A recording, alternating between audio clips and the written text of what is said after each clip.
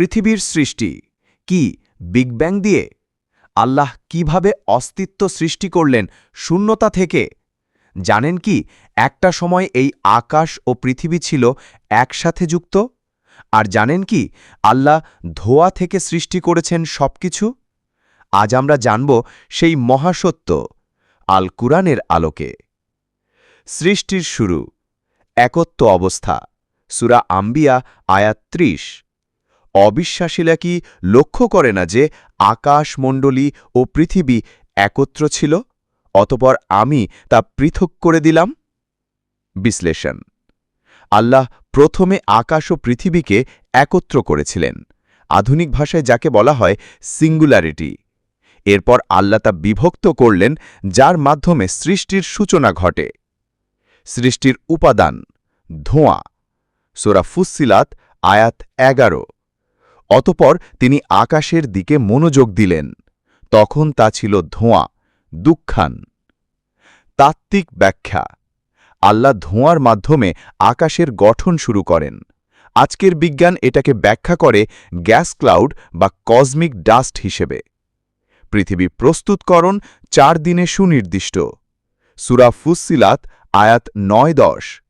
তিনি পৃথিবীকে ২ দিনে সৃষ্টি করেছেন এবং তিনি স্থাপন করেছেন পর্বতমালা, উর্বর করেছেন জমি। আয়াত ১০, তিনি পৃথিবীতে জীবিকার জন্য উপযুক্ত বস্তুসমূহ সৃষ্টি করেছেন ৪ দিনে সব প্রয়োজন অনুযায়ী।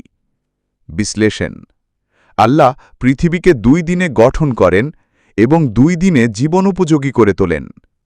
পানি ও প্রাণের সূচনা, সূরা আম্বিয়া আয়াত ৩০।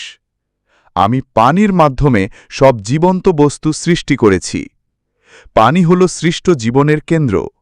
বিজ্ঞানের ভাষায় life is impossible without water, আর আল্লাহ তা ১৪০০ বছর আগে বলে দিয়েছেন।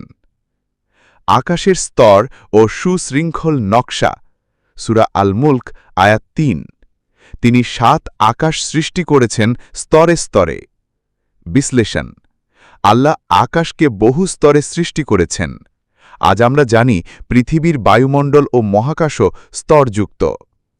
বিশেষ হাদিস, সহি মুসলিম: আল্লাহ প্রথমে কলম সৃষ্টি করেন এবং তাকে আদেশ করেন, লিখো। সে লিখে ফেলে সবকিছুর তাকদীর। সৃষ্টির শুধু পদার্থ দিয়ে নয়, বরং তাকদীর ও জ্ঞান দিয়েও। সৃষ্টি রহস্য এতটাই গভীর যে মানুষের জ্ঞান তা কখনোই সম্পূর্ণ ধরতে পারবে না।